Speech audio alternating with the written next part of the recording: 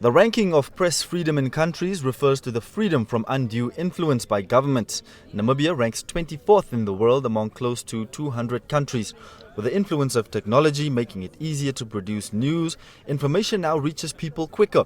But some news nowadays is fabricated, and it brings growing distrust between journalists and government officials around the world.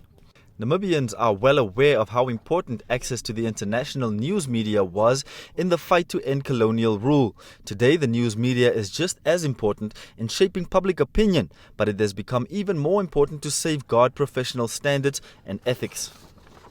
Media practitioners need to keep in mind always that with great power comes great responsibility. They must guard against becoming lapdogs or attack dogs. They must be the watchdogs. They must also nourish their critical minds with critical thinking.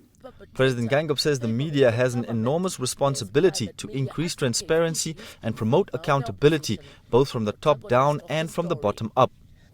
It is crucial that the fourth estate does not become corrupted through the lack of accountability and transparency. Journalists must know that they are accountable for the information they convey to society. In recent months, the Media Institute of Southern Africa opposed an attempt by the government to monitor content going out on social media, which the president called introducing checks and balances. We are not calling for our journalists to be muscled.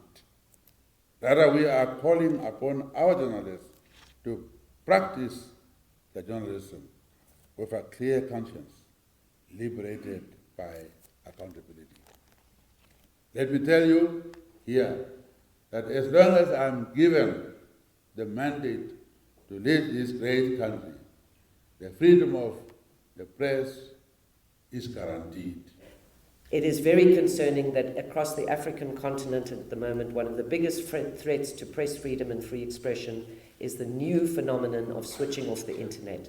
So I would request that here in Namibia, as we look at issues like cybersecurity, that we ensure we do not use such legislation to actually ensure that voices, especially on social media, are silenced. Under the revised Code of Ethics, media outlets could be fined up to $50,000 if found guilty of untruthful reports and similar offences. We must also be put under the magnifying glass for the work that we do as professionals. And that is what the whole concept of self-regulation is about, and a media ombudsman. It's to create more accessible, a more accessible way for everyone, not only people with money, to take on the media when they think the media reported unfairly. Namibia marked World Press Freedom Day with the rest of the world under the theme Critical Minds for Critical Times, Media's role in advancing peaceful, just and inclusive societies.